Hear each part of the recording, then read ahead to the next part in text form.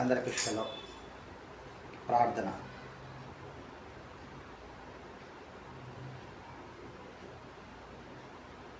ఆది సంభూతుడా, ఆత్మస్వరూపుడా, ఆపద్బాంధవుడా, ఆకర్షణీయుడా, ఆగమన ప్రకాశకుడా, ఆత్మల కాపరి, ఆమె అనువాడ, ఆసక్తి గలవాడ, ఆది అయి ఉన్నవాడ, ఆశ్చర్యకరుడు, ఆలోచనకర్త, ఆరాధ్య దైవమా, ఆరాధనకు యోగ్యుడా, ఆదరించువాడా, ఆత్మల కాపరి, ఆదివంతము లేని తండ్రి, అంతరంగము నెరిగిన తండ్రి, ఆశ్రయదుర్గమా, ఆకాశ సింహాసనాసీనుడా, ఆత్మస్వరూపి, ఆశ్రిత జనపాలక, ఆదరణకర్త, ఆత్మరూపుడా, ఆత్మను కుమ్మరించు తండ్రి, మీ ఘనమైన నామమునకు స్తుతులు స్తోత్రాలు చెల్లించుకుంటున్నా.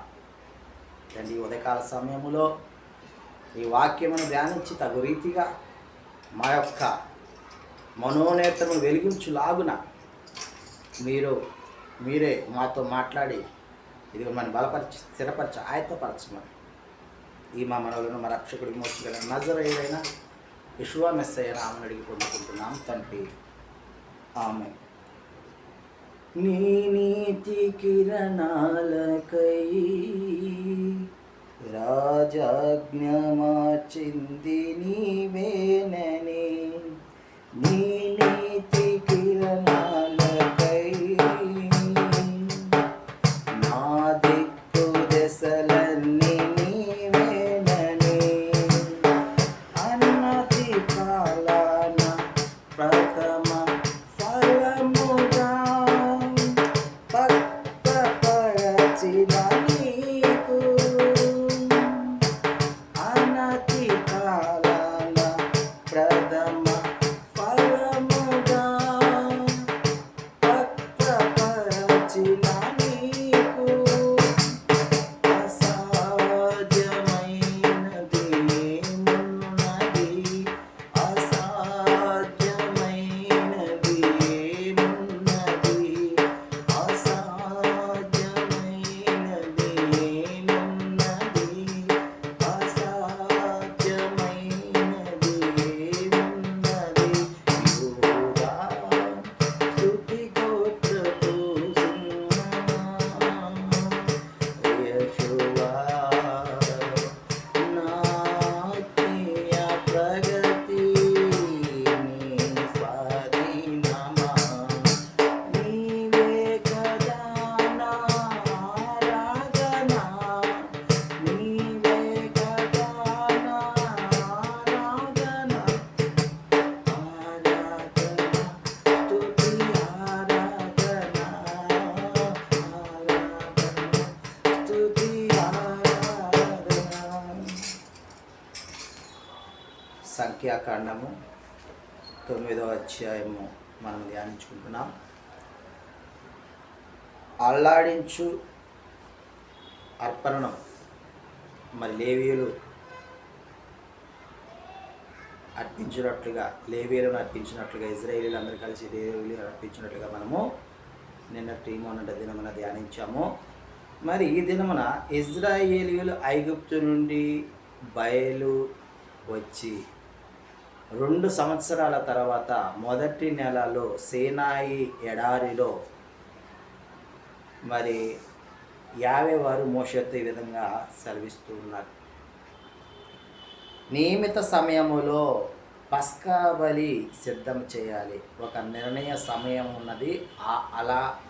ఆ నిర్ణీత సమయములోనే పస్కా బలిని ఏర్పాటు చేయాలి, సిద్ధం చేయాలని జ్ఞాపకం చేస్తూ ఉన్నారు.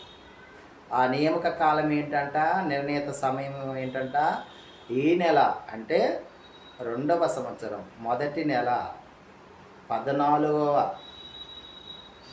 తారీఖు రోజు సంధ్యా సమయమున, సాయంకాల సమయమున ఆ పస్కా బలిని సిద్ధం చేయాలని జ్ఞాపకం చేస్తున్నాడు. ఇది నియమం, నిర్ణీత పద్ధతుల్లో ఇవి పస్కాను ఏర్పాటు చేయాలి, సిద్ధం చేయాలని జ్ఞాపకం చేస్తున్నాడు.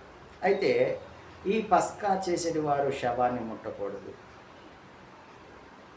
కాబట్టి శవాన్ని ముట్టడం వల్ల వారి అపవిత్రత కలుగు చేసుకోకూడదు. అలాంటి వారు మాత్రమే పస్కాను మరి సిద్ధపరిచే వారిలో ఉన్నారు.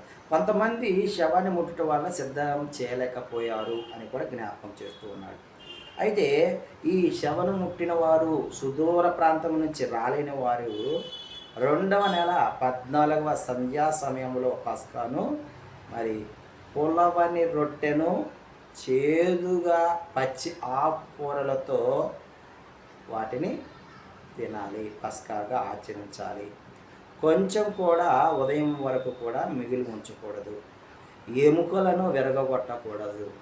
ఏదైతే మాంసం ఉన్నదో ఆ మాంసములోని ఎముకలను కూడా విరగగొట్టొద్దని మరి జ్ఞాపకం చేస్తూ ఉన్నాడు.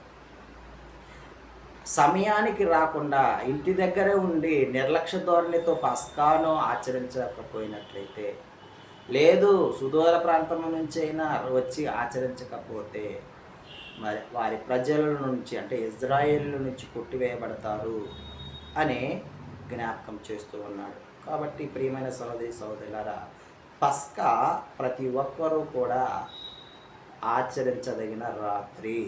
పస్కా పండుగ అనేది మరి ప్రతి ఒక్కరూ ఆచరించాలని జ్ఞాపకం చేస్తున్నాడు. ఆ పస్కా పండుగలో మరి లేకుంటే పర్ణశాల పండుగల్లో, షావుత్ పండుగ 3 పండుగల్లో కూడా ప్రతి ఒక్కరూ ఆ మందిరమునకు వచ్చి